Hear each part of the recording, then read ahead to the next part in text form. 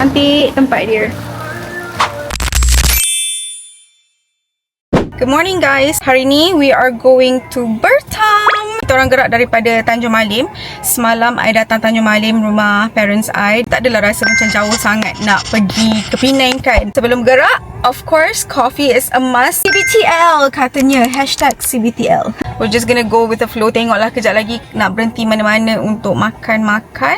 Kita cari breakfast best-best. Wah, Ayan look, Ayan.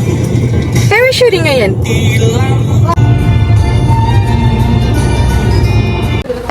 Hello guys, kita orang dah sampai Ipoh. Berhenti kejap kat Ipoh nak cari makan. Kita orang dekat Salma Kopitiam. Ramai orang lah guys. Reza order char kway teow kerang, teh tarik, kway teow goreng kerang sama dengan Zayan. Try teh ais.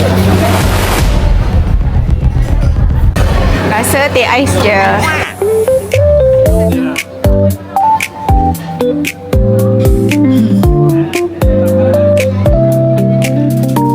Okay, kita orang dah habis makan. Alah, tapi kan dia tak berapa nak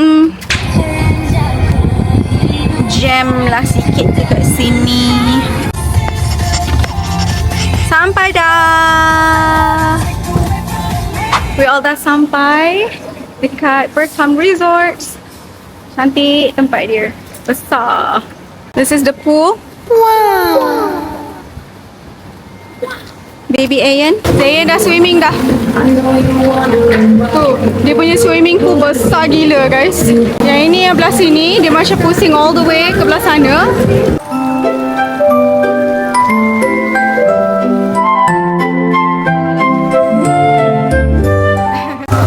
Mami lepak sini je. Cantik lah ada view malam. Wow. Kita orang nak pergi cari makan. See? Wah, konsep dia kan? Dia Moroccan. Kalau pemulung sampai. Kat mana? Eat what? Eat what? Ni view kita daripada luar hotel malam-malam. Cantik kan? Love the vibe. Love the concept.